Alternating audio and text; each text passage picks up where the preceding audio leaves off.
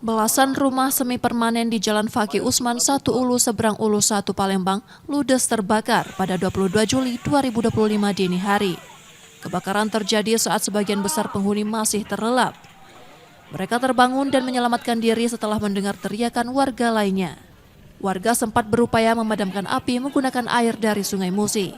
Namun akses jalan menuju sungai tertutup kobaran api sehingga upaya itu gagal.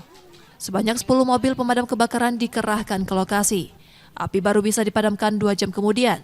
Kebakaran diduga dipicu arus pendek listrik dari salah satu rumah warga. Pasca kejadian, para korban mencoba menyelamatkan barang-barang yang masih utuh di antara puing-puing. Oh, ini aja yang tersisa ya Pak. Terus ini nanti dijual? Ya atau? dijual. Oh. Memang sengaja supaya bisa jadi uang, bisa membantu anak-anak cucu.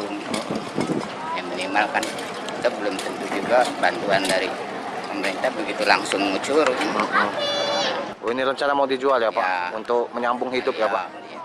Seorang pemuda kehilangan mata pencahariannya setelah mesin jahit yang biasa digunakan untuk bekerja turut terbakar. 124 jiwa yang kehilangan tempat tinggal. Kebakarannya jam berapa Pak? Lebih kurang pukul 2:30. Oh, padamnya? Padamnya menjelang subuh. Menjelang Mungkin jam-jam 5 lah. Oh, sudah dapat info dari warga Pak, kebakarannya penyebabnya apa? Dugaannya Pak? Sementara dari kontrak listrik. Kontrak Sementara listrik, dari informasi yang punya rumah. Yang punya rumah. Oh. Data dari Ketua RT setempat mencatat sekitar 86 jiwa terdampak kehilangan tempat tinggal. Warga berharap adanya bantuan berupa tenda darurat, dapur umum, serta pakaian layak pakai yang sangat dibutuhkan saat ini. Yudi Kiswanto, Kompas TV, Palembang, Sumatera Selatan.